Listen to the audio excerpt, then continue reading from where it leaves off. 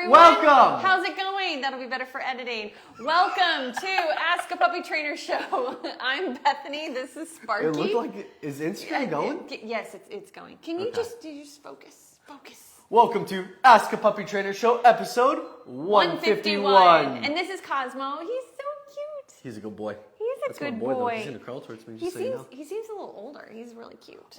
He is 8 months old. 8 months old. Yeah. See. He's a bit of an older pup, more of an know, adolescent. If I'm not being chewed on in the first 10 seconds, I'm like, there's something different. And he seems like he's enjoying the pets versus trying to chew us for the pets. Yeah. All right, guys, you guys can put your questions down below in the comments. You can also message us directly on TikTok or Instagram, and we'll get to whatever we can. Let's jump in with a question right away. You have the wrong sheet. Why don't you do Jen's?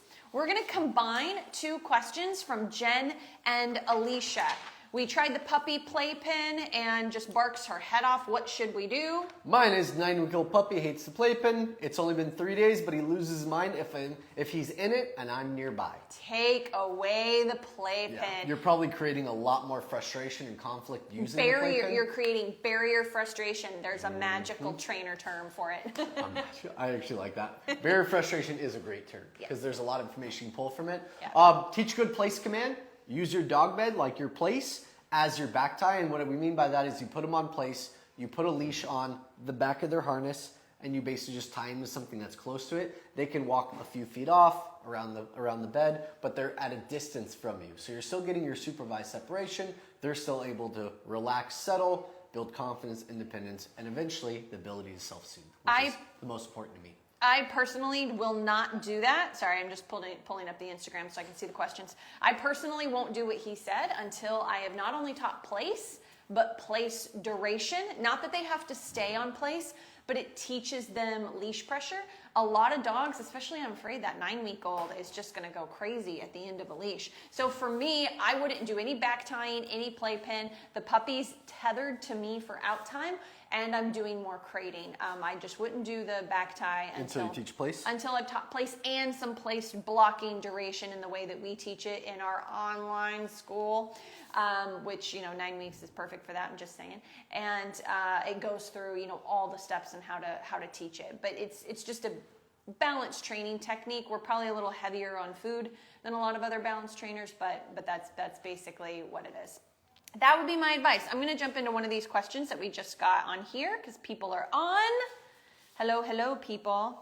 Rosie says she's adorable. He, trust me, it's a he. I'm hiding the he as we speak, is adorable. I love him. He's so sweet.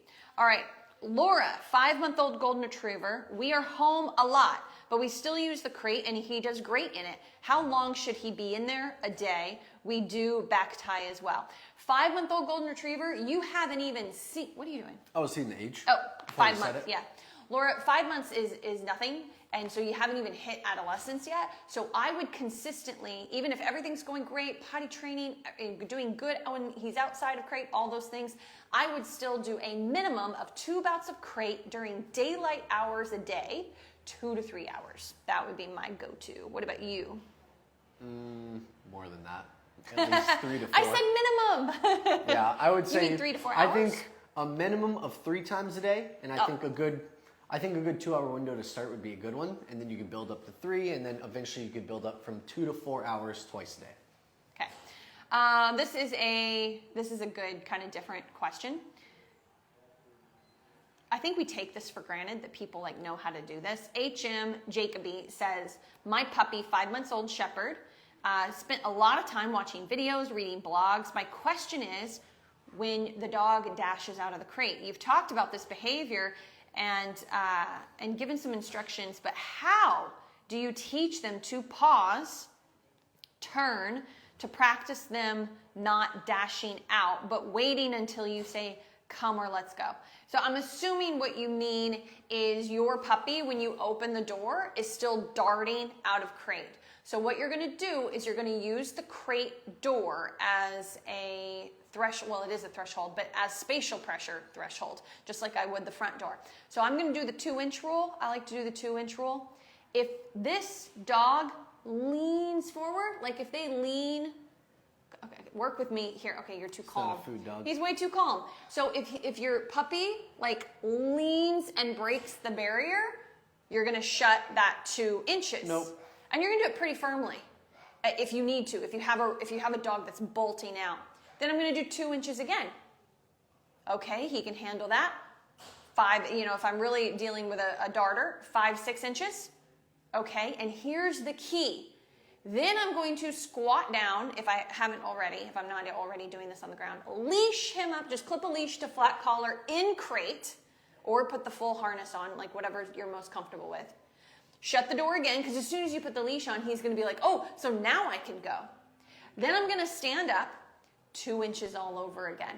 And I am going to wait until I can physically see that puppy. It's harder in the plastic crates, but physically see that puppy. It doesn't have to sit, but it needs to move away, like actually have a mental and physical backing up. They may still be dancing, but they're backing up because I keep shutting that door until they get it, until I can stand up. Puppy's on leash. I open the crate door wide. I'm blocking with my feet. Maybe the puppy's just pushing.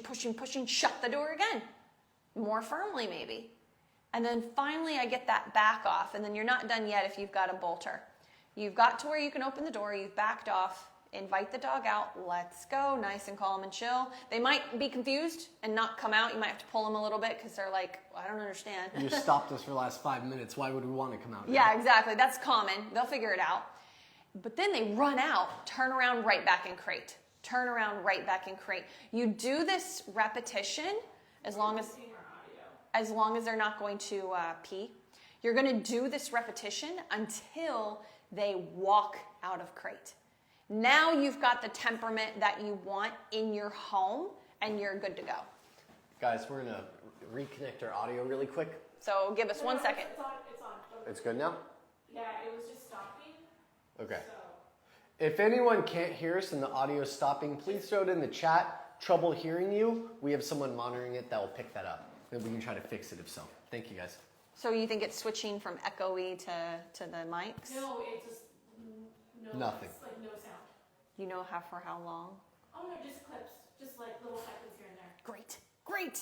I think I got 78% of what you was said. gold, it That's was close brilliant. enough, right? Maybe it'll be in the replay. Maybe it's just. Maybe, yeah, okay. Maybe the replay will be good.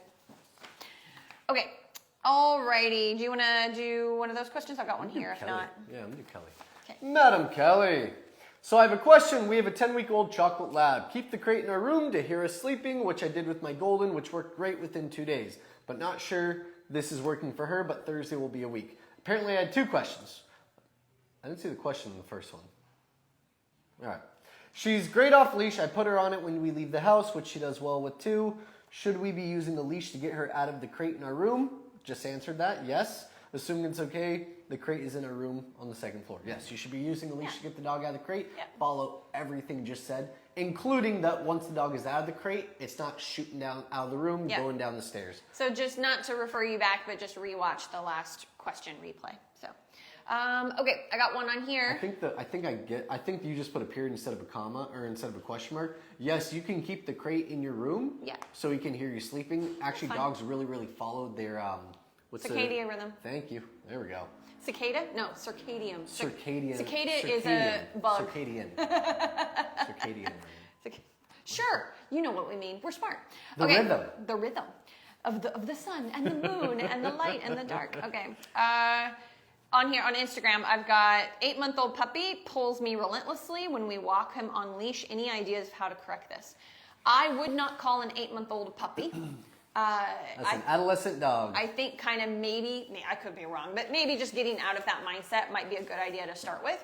So for us, with an 8-month-old, we are still using our food foundation, but we also might be adding corrections. I would make sure you have head control, even if it's a little dog, some form of head control. It could be a slip leash, it could be another type of tool, gentle leader, like whatever you're comfortable with.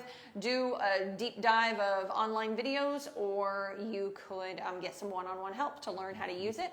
And here's the thing, when dogs are really driven, you could correct them all day long. We get 10-month-old labs in on prong collar all the time, and they're dragging us and their owners, because the tool is only there as a window of time to build you some leverage, but it does not train your dog unless your dog's crazy sensitive. They'll just get used to the next new thing. So anything that you do use, you have to utilize your turns, teaching leash pressure, your food work, advocating for them spatially on a walk. Like there's a lot of aspects to it. So if you do switch to a slip leash or gentle leader or something like that, it doesn't do the training for you. So don't accidentally fall into that trap. It just gives you leverage.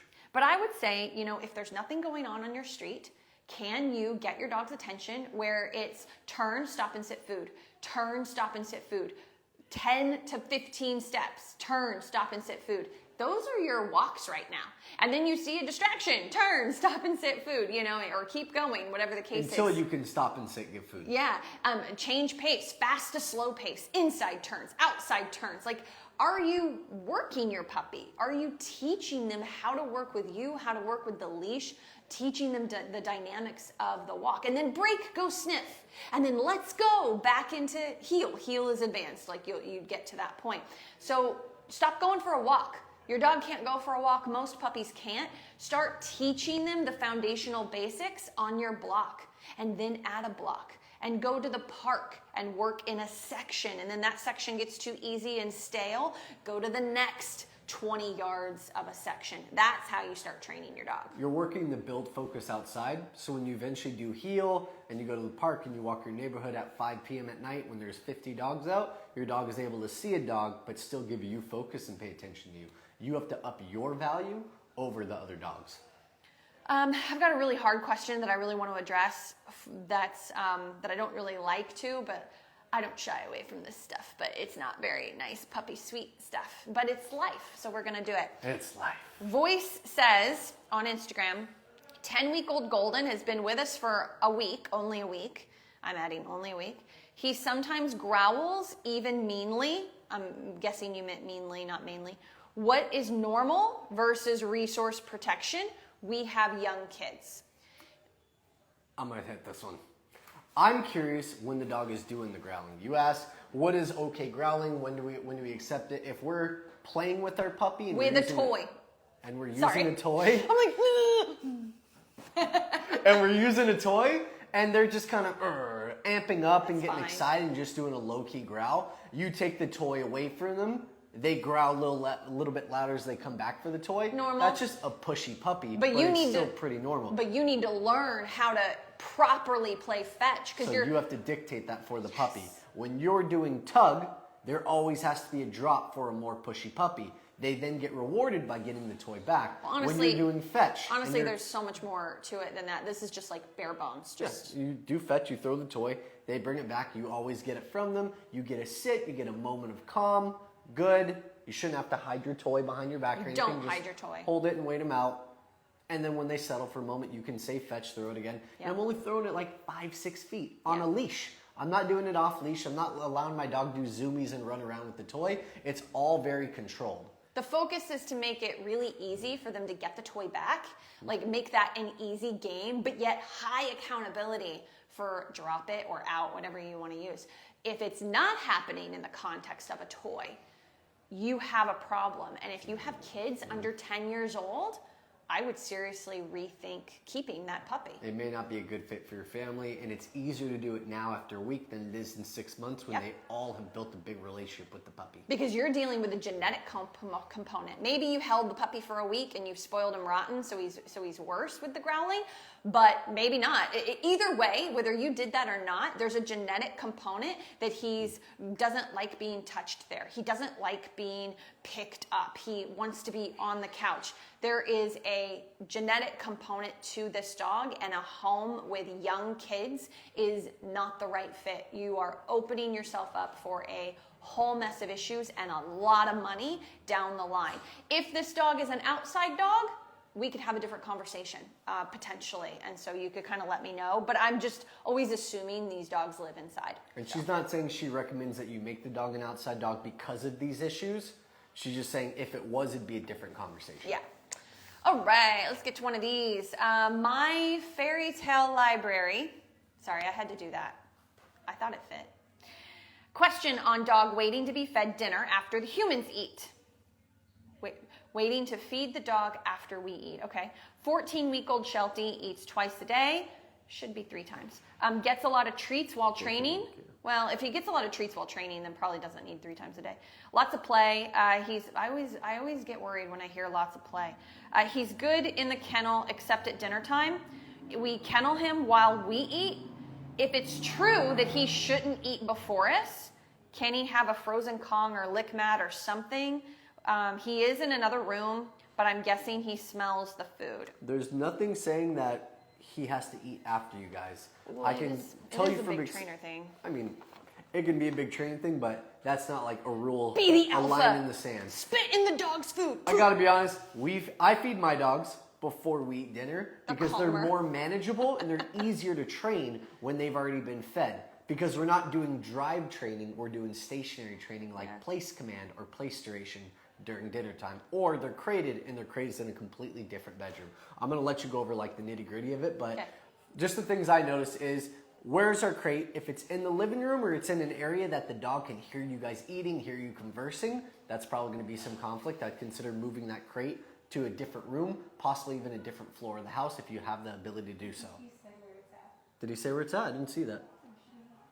It's in a different room, but it's fine. Just keep going. You might need to make it farther away. You Yeah. might need to make a quieter environment. When we put dogs in the crate, it's usually as far away from the main living area. They're covered with the towel. They have a noise machine. Before we start prepping. Yes, correct. All of that is already done, just so it's easier for then you guys to eat your food and your dog is able to relax in the bedroom. Yeah, That's all I got from it. I don't know why you're feeding before you guys eat. If they're like you're working with a trainer and they've told you to do it, then keep doing it. But then you really have to work on a 14-week-old puppy's impulse control. If you're working with a trainer that told you to do that, then that trainer should also be teaching you how to block your kitchen area, creating a physical boundary, not with food, not with place yet, but like actually stepping into your dog, and then you move away, they eat up space, you step into them again. Like it's a very body language driven style. Most trainers that give this type of advice. And hey, I worked in rescue and we would mix our hands in it. We might even spit in the food just so the dogs got our scent and learned our scent. But I personally don't think that that's necessary when you have a puppy in your home. They already know you really well, and it's just not, that's not the route that I would take. I would spit in the food? Yeah. And some sure I heard that right. Some trainers will say to do that, like to be like you've eaten the food first, and it's then the alpha mentality. and then the other members come to the pack and eat. But I just, in my experience, and I learned from trainers like that 15 years ago, lots of good advice in there. But I've just learned that dogs aren't stupid, and if you live with them in your home, they know whether you're a leader or not. Like there is no amount of making them wait till you eat that's gonna make them feel like you're in control. If then you're like, oh, hi puppy, and you're all cuddles and sweet. Yeah, I mean, it's not gonna give you the leverage that I think a lot of people hope that it gives you. So I just really wouldn't worry about it. The reason we did it in rescue was to get dogs to warm up to us and get used to us, because it's such a stressful thing to be in a new environment. Your puppy's past that. Like, don't even worry about it is my point. Like, just feed him first and then see how he is being at a distance. He might not be better. It might be the people food aspect of it. And you just keep working on your impulse control work to increase his ability to be able to handle it. So, but especially if you're only feeding twice a day, I don't know how many treats you're giving, but typically puppies will do 3 meals a day. So he might be really hungry by dinner time and smelling that human food. I mean, you're really asking a lot of such a young dog. What was the breed? Did it say breed? Shepherd mix, I think. Sheltie. Sheltie mix. Shelties are food dogs too. Big, crazy food dogs. All right. You got one, or you want me to go? I got some really tough ones, so maybe we do mine last. I got one that's going to take probably 10 minutes to do. Oh, okay. We already did the pen one. Let me see have we had any pop up on TikTok? We have. Sparky doesn't have it up. Okay. All right. Sorry, TikTok. Go ahead and read one of yours. Okay. All right. This is a tough one, guys. This is Whiskey the Wiener Dog. And I already knew it was a wiener dog. The irony is I was reading it, I hadn't read the name yet, and I was thinking, I bet you this is a wiener dog. Yeah. And now I see the name. So, okay. My puppy is 6 months old. We brought him home at 9 weeks and have been trying to crate train him ever since, and he's never stopped crying through the night. Tried putting crate in our room, and it made it worse. I would shush him, and he would stop for 2 seconds and crying again. We've caved and started putting him in the bed around 2 a.m. As of 5 months of interrupted sleep is killing us off. Really. They did this for 5 months where they just didn't sleep for 5 months, guys. Like, Or didn't sleep that's some well. dedication. Yeah. Yeah, didn't sleep well. We want him to stay in the crate all night without hours of barking, but nothing has worked. Ignoring him, not ignoring him, anxiety spray, heartbeat bear, clothes that smell like us. We don't know what to do anymore. Here, Kimberly, why don't you go ahead and take Cosmo? You have He's getting bored. true separation anxiety. But Yep. you probably even have one step past that. You probably have true crate anxiety as well. There's probably a lot of boundary frustration. So I'm sure you've done all this before. I'm sure you've done the daytime crating. Did we do that? Did we do Sorry, that? I did that. I hit the cameras. I'm sure you've done the daytime crating. I'm sure you've gotten on a schedule. But let's say that you haven't. Let's say that you are doing the overnight crating. If you haven't started the daytime stuff, a lot of the times that can help you a lot more, because then you can put him in for 2 hours as far away from you as possible, and he can kind of bark his way through it. But what we're looking for is, does he bark for an hour straight? No breaks, no pauses, nothing stops him, because that's true separation anxiety. And honestly, you have to do things outside of the crate to influence what's happening inside the crate. Just something off the top of my head. When I'm bringing my puppy out, am I giving them love when they come out of the crate? Am I giving a lot of affection while they're out of the crate? Am I giving affection before they go back into the crate? These are stuff that we have to change. How much training am I doing with my puppy? Are they coming out and free roaming for 20 minutes? Are they playing with their toy for 30 minutes and then going back in? We need some training. I know Bethany is a big advocate for the double stacking of training, which actually really settles the brain down a lot more. Yeah. You can give them a little bit of rest time on place, doing like place duration for your supervised separation before putting them back in the crate. But these are the things that we have to focus on. What's your saying? Nothing lives in a vacuum. Yeah, nothing lives in a vacuum. Usually things are related. You know, any improvement that you might see, it's going to be honestly what happens outside of crate mostly. You can correct a dog, a puppy in crate. There's a lot of things you can do to correct escalation, to de-escalate them. But if you're not 6 month old.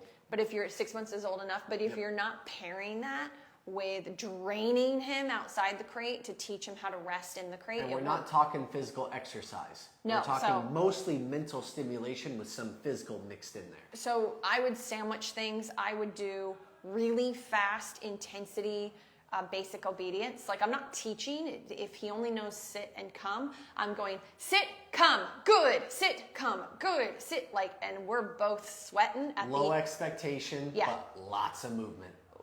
We're both sweating at the end of 10 minutes, and then a little water break. Then I might do some fetch, teaching drop it, like proper fetch, like with, lots of structure to it. And then I'm going to, if the dog seems to still have energy, I'm going to do another training session, but maybe I'll teach something new, or work on down. I might just slow it down to a normal pace.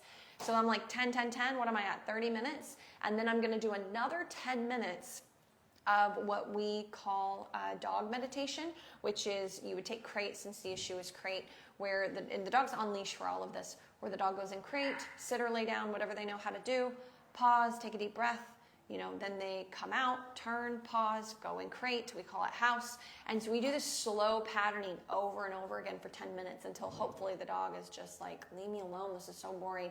And then you just unclip the leash, shut the door, walk away. This isn't going to work for 3 days. So for 3 days, you're going to have a dog that still barks and cries and whines in the crate. But you cannot give them, this is the hard part, you cannot give them any out time where they sleep outside of the crate. You beat me to it. So you go 3 days of being, ever since I forgot it with that one woman. I know, I was waiting for you to And forget you it told again. me about it, and I was like, I cannot believe I forgot this. I'll never forget it again. Going to again. I know. And so for three, I say 3 days because that's what we've just seen dogs can push through. And then after 3 days, they cannot keep barking anymore and they will sleep in the crate. They're basically hitting exhaustion Yeah. because you're not preventing them from sleeping at all. You're just only telling them where they can sleep. And it's you need- never in. Yeah, sorry, go ahead. No, I'm sorry. I was just going to say, and you need to get them in a different room from you than at night, because if you're in there at night, they're much more likely to go to sleep. So I would have them in a different room of the house, or at least like a padded walk-in closet, padded by like clothes, something like that. Bathroom with the fan on, if it's a small enough dog. Like, you need to get them in a different room. But even all of that, all the stuff, the affection stuff he went over, what I went over, all of that is not going to get a dog that's just magically fine and crate. This is something to start to chip away at the anxiety and see improvement, because this is a very, very hard thing. And So. I don't know how long you've been following us, but we can tell you with almost sheer confidence, or at least I will say this, wiener dogs right now are the worst separation dogs I've worked with in 5 years. Yeah. In the last 5 years, Something's they happened are very with the tough. breeding or something. But I yeah, think it's that very they're hard. so popular that they've been bred more than they should, so they're not picking the genetic like specimens they usually want to breed with. They're just breeding everything. Yeah. So I think it's tough. It's very tough. It definitely gets some one-on-one help. I want to go back. We've got the question about the golden retriever that was growling at the family. We got some more context.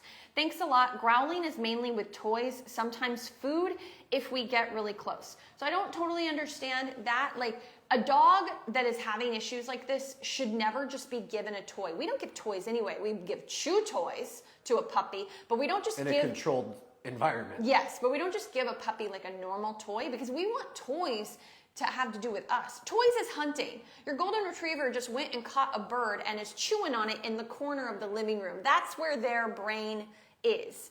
And so it's hunting. So if you're going to have toys out, it should be human-dog relationship, fetch, tug, whatever that is, not just toys around the place. You need to remove that ASAP. And if you have a dog that growls over toys, not growling while playing with you, but growls while having the toy on their bed or in the house when Puts you a walk paw up, in front of it and then and growls growls. while looking at the kids. then you will, for the rest of this dog's life with children in the home, you will never have toys or food out, ever, unless there's some sort of interaction. That means happening. theirs as well, the Yeah. children's toys as well. Yes, yes. And we are also mentioning this because she mentioned prior, it may not be the right fit for your family. It's something to think about now. Is Yeah. that the same dog? Yes, also Okay. happened when I moved him, so not even a kid, but when the owner moved him from floor asleep to crate.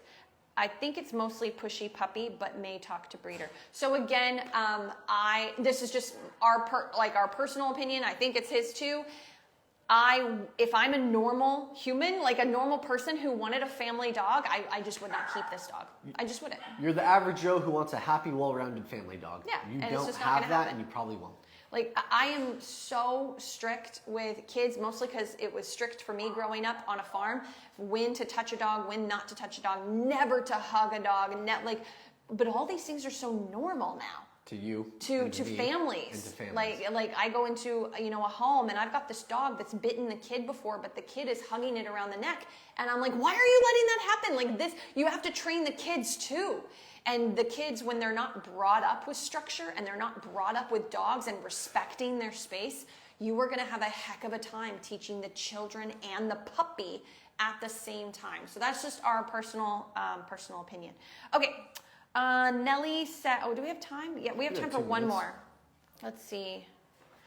5-month-old trying to eat everything in sight. When I try to take the harmful objects out of his mouth, he growls and he snaps at me, but he's usually super sweet. So I have a 1-year-old golden doodle right now that I went to their house to pick up, which usually they come to me, but this was a special scenario. And so I got to see firsthand the damage that this dog did to one of the family members. Sweetest golden retriever ever.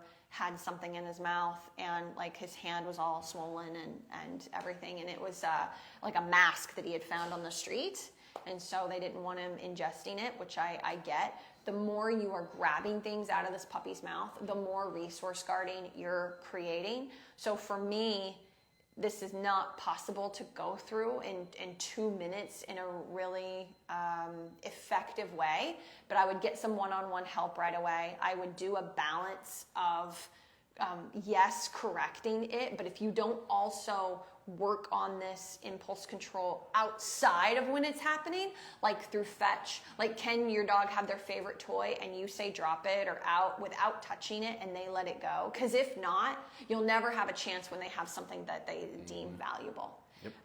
For now, we would just say do leash pressure up in the air and just wait till the dog gets uncomfortable and drops it. And then you just move the dog away, pick up the item, everybody's safe. And that's only going off of if the leash is on something that's not a harness. You could try food too. Yeah, it has to be around the neck for it to work. So you're looking at martingale, slip lead, other training tools I recommend getting a dog trainer for because they're significantly more difficult to introduce. And you could try food too. You could be like, oh, let me go into the kitchen, grab the bag, crinkle, crinkle, crinkle, and maybe they'll drop what it is if they're in the home or if you're out on a walk. That's another way to try it. I think it's very smart to think about when you're walking that you're policing the area that you're walking across. Yes, So if I'm walking down the street and I see a cellophane bag of chips and it's empty, that dog is going to pick up that cellophane bag. We already know it. So I've already steered them away from it. Yeah. I put my body between them and the bag. I've added a little bit of, can't see that arm, added a little bit of pressure on the leash as I'm walking by if it's on the harness and I just need to kind of get a bit more leverage. You have to see that as a precursor and work on it before you get there. But then if you don't work the dog through it, seeing the bag, paying attention to you, giving them some room to make a mistake, correct, redirect. Like if you're not working on the issue as well, then you're also not going to see improvement. You're just managing him all the time. So you kind of have to decide what route you want to go. But this is definitely seek personal training territory. Yeah. I like a little bit of both of those routes. You work them as far as you can, then you work them down from that elevated state. I'm getting into the weeds. We shouldn't even get close to that. All right, guys, thanks for joining us. We'll see you guys next week. Thank 1 you, p.m. guys. Pacific time. Bye. See you guys. I can't believe I almost went in.